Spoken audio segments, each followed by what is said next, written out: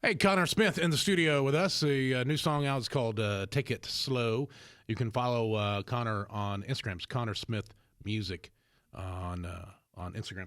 So what's up with this song? This is your song? You wrote this one? Yeah, I wrote the song with Ryan Hurd and Mark Trussell. And the song, we wrote the song probably a year and a half ago. And put the song out about a year ago. And man, every single time we've played it live, it just kind of separated itself. And especially as we got on the road with Thomas and Parker this summer and got to see, play the set in front of, 10,000, 20,000 every night. Yeah.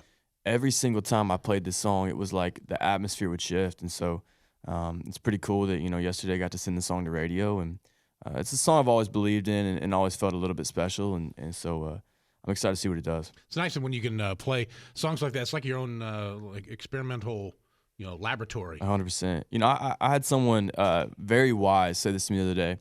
They said you can tell a song's a hit when you play it live and it takes all the pressure off of you. And that's exactly what I feel when I sing this thing live, because it's like, we have a 30-minute set out there. And every night it's like, I take a lot of pride in entertaining and trying to get a crowd ready for Parker and Thomas that night. But for the 3 minutes that I play Take It Slow, it's like I don't have to do anything and it just works. And so that was really kind of what our decision was, of saying let's give this song a shot at radio. What did they do on the Opry whenever you played that? So it's funny, I didn't get to play that song on the Opry. You didn't play that on the Opry? What? Not yet, but we'll be back in a few weeks and play it. But I played the song I played on the Opry was a song called Jesus and Me, and it was a song that I wrote when I was 15 by myself about my great grandparents. And when I wrote the song, when I was 7 years old, I decided I was going to write songs for the rest of my life, and that's just what I wanted to do. And when I was 15, I wrote the song with my great grandparents, and they got married when they were like 15 in small town Missouri. And the moment I played it for my parents, my mom looked at me and she said, "You're going to play that song at the Grand Ole Opry one day."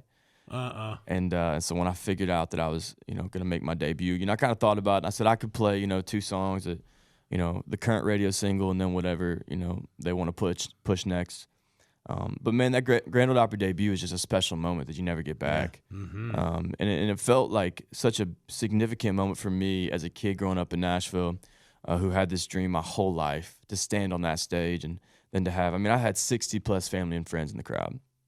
And so I wanted to make it as special as I could. And I didn't tell my family or my parents or anybody that I was going to do it. And I pulled out this song, and it was a moment. It was one of the truly the best moments of my life. And always remember, you have to listen to Mama. Yeah, whatever Mama that's true. says, and she said you're going to play it there. So you know what? That was your first chance to do it. Yeah, She bawled, didn't she? It was unbelievable. Yeah, it was there was a whole row of just tears. Right. In that crowd, and it was even more cool. I didn't even tell them. And here's the cool thing is, so my great grandparents loved the Grand Ole Opry, and they would drive about 3 hours from Cartersville, Missouri, to come see it. And the day of, and they passed away when I was my grandma when I was 13, and my grandpa when I was 16. And the day of the Opry, my dad handed me. He gave me a box, and in it was my great-grandpa's pocket knife. Wow. He said, "I want you to have this in your pocket on stage tonight," having no idea I was going to play this song. He didn't know. No idea. Oh, wow. So it was a special moment for my family. To be. Why are you doing this? I know. You chopping onions in here? I know. It was, but the video's on YouTube, and you see, I played the song, and it was. I got a standing ovation, which was incredible, but you see the look on my face, and I've never felt more emotion than I did in that one moment on that stage after singing that song. So I'll genuinely never forget that. Hey, if you like that video, go ahead and subscribe and like and hit the bell and do all the stuff.